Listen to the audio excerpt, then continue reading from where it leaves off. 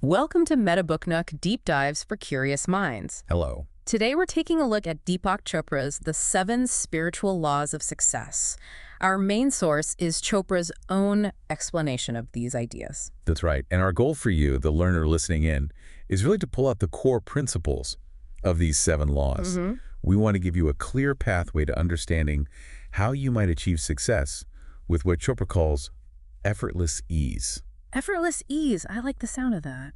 Yeah, and also how to experience life as this miraculous expression of divinity. It's kind of a shortcut to these big ideas, hopefully without feeling too overwhelmed. Right. And it's key to understand, isn't it, that when Chopra talks about success, he's not just talking about, say, money or status. Not at all. It's much broader. It's about, well, happiness growing continuously, achieving goals that really matter to you step by step. And fulfilling your desires in a way that feels natural, almost easy. It covers your health, your relationships, inner peace, the whole picture.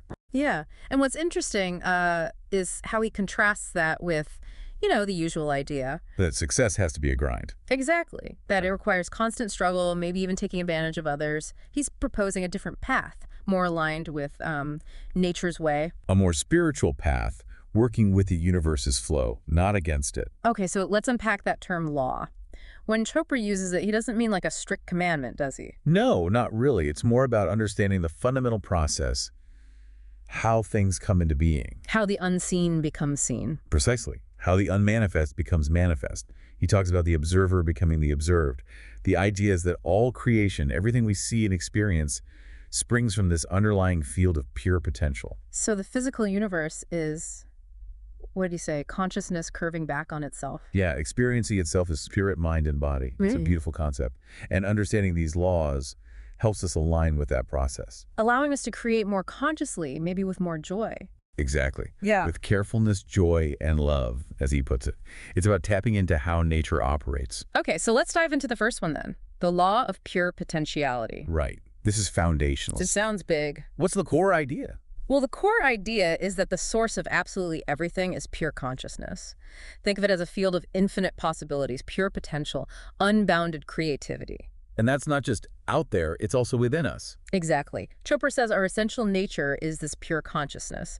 It's characterized by things like pure knowledge, infinite silence, perfect balance, invincibility, simplicity, bliss. Wow. So knowing our true selves, that a deep inner nature is the key. That's the essence of it. Realizing that true self unlocks the potential to fulfill any dream because you're tapping into the source of all creation. Okay. And he also calls this the law of unity. Yes, because it highlights that underneath all the diversity we see, there's this fundamental unity, one all-pervasive spirit. There's no real separation between us and anything else. That connects to his idea of self-referral versus object referral, doesn't it? Can you explain that a bit? Sure. Self-referral basically means your sense of self, your validation, comes from within, from your own spirit, your consciousness. Okay. Object referral is the opposite. It's when you're constantly looking outside yourself to situations, people's opinions, your job title, how much money you have for your sense of identity and worth. And why is that distinction so important? Because power based on objects, titles, money, approval is always temporary and frankly fragile. It depends on external things. Right. But power based on self-referral, on knowing your true self, that's permanent. It doesn't depend on anything outside you. And paradoxically, that self-power tends to attract the very things you might have been chasing externally. So genuine self-awareness actually draws things to us. Interesting. How do we cultivate this? How do we practice this law of pure potentiality? Chopra gives some very practical methods. Daily silence is crucial. Just spending time being quiet, and medication. He's just aiming for maybe 30 minutes in the morning and 30 in the evening, specifically to experience that silence and pure awareness. Okay. Silence and meditation. What else? Non-judgment. This is a big one. It means consciously deciding not to constantly evaluate everything and everyone as good or bad, right or wrong. This practice creates silence in the mind. That sounds challenging, but I can see how it would quiet the mental chatter. It really does. And finally, spending time in nature. Just observing the harmony, sensing the interconnectedness of everything. It connects you back to that unity. He mentions a Kafka quote about how if you sit still, the world will come to you. So it's about finding that balance between the silent, unbounded mind and the active, focused mind we need for daily life. Precisely. Both are needed for creation. Yeah. So the actionable steps are pretty clear. Commit to some daily silence, practice meditation, commune with nature regularly, and practice non-judgment. Maybe start the day with the intention, today I shall judge nothing that occurs. That's a powerful commitment. Okay, let's move to the second law, the law of giving. This feels a bit more straightforward, perhaps. It does seem intuitive, yeah. The basic idea is that the universe works through dynamic exchange. Everything is in constant flow. Giving and receiving are two sides of the same coin. Exactly. They're just different aspects of the flow of energy. If you stop the circulation, things stagnate, like damming a river. He links this to affluence, right? Yes, he points out the root of affluence means to flow in abundance. Money is just one symbol of the life energy we exchange. Stopping the flow of money or anything else valuable like love or appreciation goes against nature's way. And the core principle is that giving leads to receiving. What goes around comes around, essentially. Pretty much. But the intention behind the giving is key. Chopra stresses this. Is the intention simply to get something back? Or is it genuinely to create happiness and joy for both the giver and the receiver? So the why matters as much as the what. Definitely. And it's not just about material things. You give what you want to receive. If you want joy, give joy. If you want love, learn to give love. If you want appreciation, give appreciation. Even material affluence, if you want it. Help others get it. He mentions silent blessings, too. Just silently wishing others well. And the simple practice of never going to someone's house empty-handed. Even if the gift is just a compliment, a flower, or a prayer, it keeps the energy moving. It's about remembering our true nature is abundance, right? That we inherently lack nothing because our essence is that pure potentiality we talked about. Exactly. You're giving from a place of fullness, not lack. So the practical steps here are things like bring something tangible or intangible to everyone you encounter, gratefully receive all the gifts life offers, be it sunlight or a kind word, keep wealth circulating by giving and receiving care, affection, appreciation, love, and silently wish others happiness and joy. Beautifully put. That leads us naturally to the third law, the law of karma or cause and effect. Okay, karma. Most people have heard of this one. Right, the basic idea. Every action creates a force of energy that returns to us in kind. What you sow, you reap. Simple enough on the surface. But Chopra adds layers to it, doesn't he? He links it strongly to choice. Yes, this is crucial. He says karma involves conscious choice making. We are, he suggests, infinite choice makers in every moment of our lives. Infinite choice makers. Wow. The key then is to become consciously aware of the choices we're making. Many choices happen on autopilot, driven by past conditioning. So just witnessing our choices is the first step, bringing them into the light. Exactly. That act of witnessing itself moves the choice from the unconscious to the conscious realm, where we have more power. And when making a conscious choice, he advises asking two simple questions. Which are? First, what are the consequences of this choice I'm making? And second, will this choice bring fulfillment and happiness to me and to those who are affected by it? And considering the ripple effect, not just personal gain. Precisely. This leads towards what he calls spontaneous right action. The action that feels instinctively correct for that specific moment.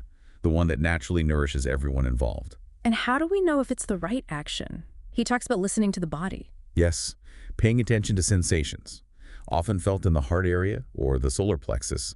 Does the choice feel comfortable or uncomfortable? He encourages trusting that feeling, that heart-based intuition. That takes practice, I imagine. It does. He also explains how we can use karma proactively to create the future we want, specifically affluence, by understanding that our present choices generate our future. What about past karma? Things we might feel burdened by? Good question. He outlines a few ways to deal with it. One is simply paying the karmic debt the universe has perfect accounting, he says, and sometimes this involves suffering, often unconsciously. Another way is to transmute or transform the karma. This involves learning the lesson from the experience, finding the hidden opportunity or message, and maybe even turning it into something that benefits others. Like maybe a setback leads you to develop a new skill or product that helps people. This ties into Dharma, the seventh law. Finding the gift in the challenge. Exactly. And the third way is to transcend karma altogether. This means becoming independent of it by repeatedly accessing the gap, that silent space of pure awareness, through meditation. It's like washing a dirty cloth in clean water. The impressions of past karma get cleansed. So meditation is key again here. It threads through many of the laws. So the actions for karma are: witness your choices moment by moment, Ask about consequences and happiness for self and others, and listen to your heart's signals of comfort or discomfort. Okay, that's profound. Let's move to the fourth law, the law of least effort. This sounds appealing. Doesn't it? It's based on observing nature. Nature's intelligence functions with effortless ease. Grass doesn't strain to grow, birds don't struggle to fly. Exactly. Flowers bloom, fish swim, the earth spins, all with a sense of carefreeness, harmony, and love. There's no resistance. It follows the path of least action. And Chopra suggests this is our natural state too, that manifesting our dreams should be easy. He does. He refers to the Vedic principle of economy of effort, doing less, accomplishing more. This state of least effort happens naturally when our actions are motivated by love. Actions driven by ego, like seeking power over others or needing control, actually waste enormous amounts of energy. Okay, so how do we cultivate this least effort? He breaks it down into three parts, I believe. Acceptance. Yes, acceptance, responsibility, and defenselessness. Let's take acceptance first. This means making a commitment to accept people, situations, circumstances, and events just as they are right now in this moment. Not wishing things were different. Right. Don't struggle against the universe or argue with what is. He points out we often react to our feelings about a situation, not the situation itself. Acceptance means accepting the moment as it should be because it is. That's a big shift in perspective for many. What about responsibility? This isn't about blame. It's the opposite. It means not blaming anyone, including yourself, for your situation. Instead, it's about recognizing you have the ability to have a creative response to the situation as it is. Ah, responsibility. Exactly. Seeing problems not as problems, but as opportunities in disguise. Every perceived tormentor or challenge can become a teacher if you take responsibility for your response. And the third one, defenselessness. This is about relinquishing the need to convince or persuade others of your point of view, or to defend yourself constantly. That takes up so much energy, doesn't it? A vast amount. When you're not busy defending, you save that energy. It's about being open, flexible, not needing to be right. No. Embrace the present moment. He calls it the gift, which is why it's called the present. So acceptance, responsibility, and defenselessness together create this state of effortless flow. That's the idea. You align yourself with nature's way. The actionable steps are: practice acceptance of this moment, take responsibility for your responses without blaming, and practice defenselessness by dropping the need to defend your views. Powerful combination. Okay, law number 5, the law of intention and desire. Yes. This law states that inherent in every intention and desire is the mechanism for its fulfillment. How does that work? It connects back to that field of pure potentiality, the quantum field. He says this field, which is pure consciousness, is influenced by intention and desire. Think of everything as energy and information.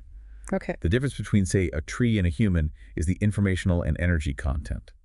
Our human nervous system is unique because it allows us to become aware of this informational content through thoughts, feelings, intentions, and consciously change it. So we can influence the field. That's the premise. Yeah. Attention energizes whatever you focus on, making it grow stronger in your life. Yeah. Intention then transforms. It triggers the infinite organizing power of the universe to orchestrate the fulfillment of that intention. Like nature organizes itself. A seed knows how to become a tree. Exactly. Or birds know when to migrate. Our bodies perform incredibly complex functions without our conscious thought. That same organizing power responds to our conscious intentions, provided they align with the other spiritual laws. So intention needs to be used wisely for the benefit of all. Ideally, yes. And he makes a key distinction. Intention is desire without attachment. Desire alone, if it's full of anxious attachment to the outcome, is actually weak. Attachment again. We'll get to that law soon. Right. Intention with detachment keeps you grounded in present moment awareness, which is where your power to act truly lies. You accept the present fully while intending for the future. Okay, so how do we apply this? He has steps for this too, right? Yes, 5 steps. First, slip into the gap, that silent space between thoughts, often found in meditation. Back to silence. Second, release your intentions and desires while in that gap. Plant them in that fertile ground of pure potentiality. Third, remain in self-referral. Stay centered in your own spirit. Don't be swayed by doubts or opinions of others. Maybe keep your deepest desires to yourself initially. Interesting. Fourth, relinquish your attachment to the outcome. Trust the process. This is the wisdom of uncertainty. And fifth, let the universe handle the details. Trust its infinite organizing power to orchestrate the how. So the practical steps involve making a list of desires, reviewing it perhaps before meditation or sleep, releasing it with trust, practicing present moment awareness, and refusing to let obstacles dominate your attention. Got it. Which leads us perfectly into the sixth law, the law of detachment. The one that seems a bit tricky. How can you desire something and be detached from it? It's a subtle but crucial distinction. Detachment, in Chopra's view, contains the wisdom of uncertainty. It frees you from the known, from your past conditioning, and opens you up to the creative mind. The law states that to acquire anything in the physical universe, you have to relinquish your attachment to it. Not the intention, not the desire, but the attachment to the specific result or how it should manifest. And why is attachment the problem? Because attachment is rooted in fear and insecurity. It comes from poverty consciousness, the belief that you lack something. Detachment, on the other hand, comes from unwavering belief in the power of your true self, the source of all wealth. So focusing on the symbols of wealth, like money, creates attachment and anxiety. Exactly. Chasing symbols makes you anxious because symbols are transient. Houses, cars, money, they come and go. True wealth consciousness comes from knowing the source within you is unlimited. Detachment gives you the freedom to create. So the security people seek in money is an illusion. He argues yes. Attachment to money actually creates insecurity because you can lose it. Real security is knowing you can create whatever you need. This involves embracing the wisdom of uncertainty. Stepping into the unknown. Yes. The unknown is the field of all possibilities, the fertile ground of creativity. Attachment keeps you locked into repeating the past. Uncertainty, while maybe initially uncomfortable for the ego, is where excitement, adventure, and mystery lie. You don't need rigid, fixed plans for everything. Because attachment freezes the intention, makes it rigid. Exactly. It loses fluidity and closes off possibilities. Detachment allows intention to remain flexible, open to infinite ways of manifesting. You don't force solutions. You stay alert for opportunities within the uncertainty. Like that saying, good luck is preparedness meeting opportunity. Precisely. Preparedness comes from your clear intention. Detachment keeps you open to the opportunity when it arises. So the actionable steps are: commit to detachment, allow yourself and others the freedom to be who they are, don't force solutions, embrace uncertainty as part of the process, and stay open to the field of all possibilities. Well summarized. That brings us to the final law, number 7, the law of Dharma, or purpose in life. This one feels very central, very personal. It really is. Dharma basically means purpose in life. Chopra states that every single person has a unique purpose, a unique talent or gift to give to the world. Something special that only they can offer. Yes. And when you blend that unique talent with service to others, you experience ecstasy, exaltation of spirit, true fulfillment. He believes we've taken physical form in order to fulfill a purpose. Everyone has a unique talent and a unique way of expressing it. Right. There's something you can do better than almost anyone else on the planet in your own unique style. And interestingly, he suggests there are unique needs out there that match your unique talent. When you connect the two, abundance flows naturally. So how do we find and live our Dharma? He breaks this down too, right? Yes, into 3 components. First, discover your true self. Remember, you're a spiritual being having a human experience. Find that divine spark within you. Connect with the higher self again. Exactly. Second, express your unique talents. Make a list of them. What do you love to do? What activities make time disappear for you? That's often where your unique talents lie. And the third component is service. Service to humanity.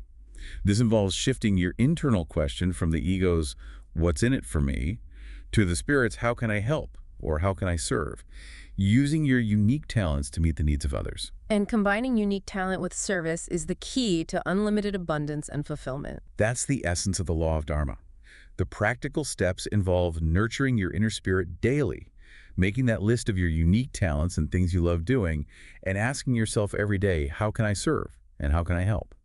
Then crucially, putting the answers into practice. He asked that powerful question too. If money were no object, would you still do what you're currently doing?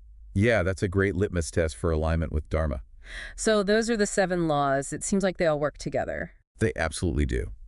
Chopra suggests the universal mind choreographs everything through these laws. He even points to our own body cells as demonstrating them constantly: potentiality in DNA, giving and receiving for balance, karma in responses, least effort in efficiency, intention organizing metabolism, detachment from outcome, and dharma in serving the whole body. Wow, it's all interconnected. Like Einstein said, God's thoughts, the rest are details. A fitting quote. Ultimately, understanding and living these laws leads toward self-mastery, fulfilling desires, and living a life that's more joyful, abundant, and full of love. Is there a suggested order to applying them? He suggests a natural sequence. You access pure potentiality through silence and non-judgment. This potentiality is activated by the law of giving. Giving correctly creates good karma, which functions best with the law of least effort, which allows your intentions and desires to manifest, provided you practice detachment.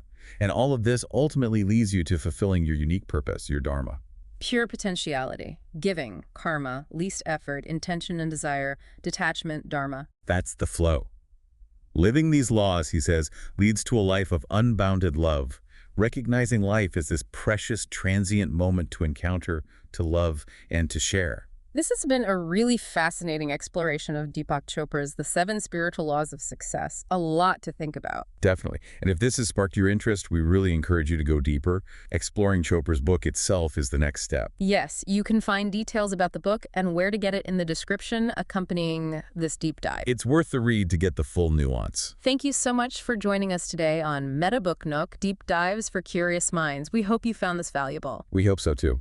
Do tune in next time for another insightful deep dive.